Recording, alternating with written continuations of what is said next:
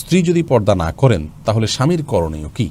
স্ত্রী যদি পর্দা না করেন তাহলে স্বামীর জন্য আবশ্যক হলো তাকে সৎ কাজের আদেশ, অসৎ কাজের বাধা প্রদান করার অংশ হিসাবে পর্দা করার জন্য তাকে নির্দেশ দেওয়া এবং বিনয়ের সাথে অত্যন্ত স্নেহের সাথে ভালোবাসার সাথে তাকে আহ্বান করবেন এবং একটা পর্যায়ে গিয়ে তাকে যদি মানানো সম্ভব না হয় তাহলে তাকে নির্দেশ জারি করবেন এবং প্রেসার দিবেন। কারণ তিনি যেহেতু অধীনস্থ, অতএব অধীনস্থদেরকে, পরিবারের সদস্যদেরকে সৎ কাজের আদেশ, অসৎ কাজের বাধা প্রদান করা এটা পরিবারের কর্তার উপরে দায়িত্ব। নবী করিম সাল্লাল্লাহু আলাইহি ওয়াসাল্লাম বলেছেন, আলা কুল্লুকুম রায়িন ওয়া কুল্লুকুম মাসউলুন আন রাইয়াতি, তোমাদের প্রত্যেকেই দায়িত্বশীল অভিভাবক আর তোমাদের প্রত্যেককে যার যার অধীনস্থদের সম্পর্কে জিজ্ঞাসাবাদ করা হবে। সেই জায়গা থেকে তিনি তার স্ত্রীকে সৎ কাজের আদেশ, অসৎ কাজের বাধা প্রদান করতে হবে। এটা তার বিষয়, সে দেখবে। ব্যাপারটি সেরকম নয়। ইসলাম এইভাবে দেখে না।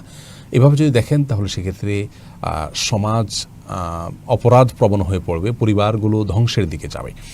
এটা হলো প্রথম করণীয়। দ্বিতীয়ত হলো আপনি তাকে এমন কোনো মানুষের মাধ্যমে বোঝাতে পারেন যে মানুষের প্রভাব তার উপর আছে, তাদেরকে তাকে বোঝাতে পারেন এবং দিনদার পরিবেশে তাকে নিয়ে যাওয়া দরকার, যাতে তিনি সেখান থেকে পর্দার সৌন্দর্য এবং পর্দার বিউটিটা ফিল করতে পারেন, অনুভব করতে পারেন এবং তার ভিতরে সেটা তিনি অ্যাপ্লাই করার, প্রয়োগ করার চেষ্টা যেন তিনি করেন।